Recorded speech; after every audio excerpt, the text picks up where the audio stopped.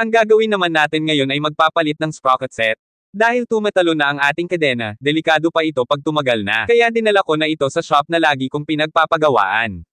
Dito kay Yang Master Tonton, isa sa pinakamalupit na mekaniko dito sa buong Project 4, at dahil hindi siya busy ngayon, nakapagpagawa ulit ako sa kanya. At dahil halos 3 taon na rin ang aking motor ngayon lang nabuksan ang aking sprocket engine, makikita mo na sobrang dumi niya at namumuo ang mga dumi na gawa ng langis at grasa na naipon dito. At kaya sinabi ko sa kanya na pakilinisan na lang din ito, at ako na ang bahala sa kanya.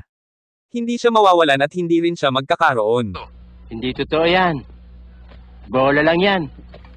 Kaya ang sabi niya sa akin manood na lang daw ako at kung paano niya linisin ang aking engine sprocket side, magugulat na lang daw ako. Kaya sinumulan niya na rin baklasin ang ehe ng likuran kong gulong para matanggal niya na rin ang aking lumang sprocket, grabe ng jijitata sa dumi. Nang matapos niya ng matanggal, kinotcut niya na yung aking engine side para matanggal yung mga namuo na dumi.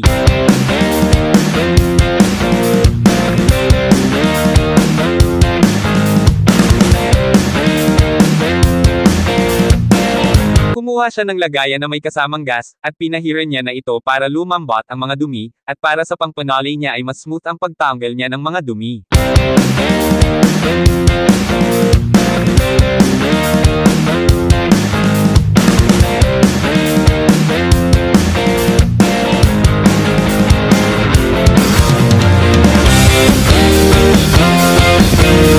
Nang matapos na siya sa unang pahid, kumuha siya ng gas sa akin, at isinalin niya sa isang plastic bottle para sa susunod naman niyang gagawin. At nilagyan niya ng gas para mas ma-dissolve pa ang mga namumuon mga dumi sa engine.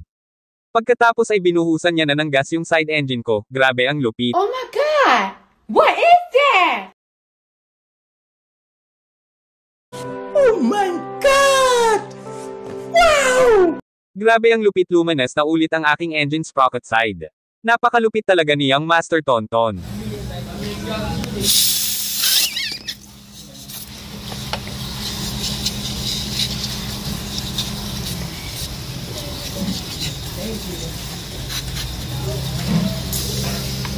Pagkatapos ay binugahan niya na ng air pressure para sa pangpanali, napakagaling talaga. Masarap talaga sa pakiramdam kapag ang mekaniko mo ay sinusunod ang gusto mo, ang akala ko nga ay pupunasan niya lang, literal nilinis niya talaga.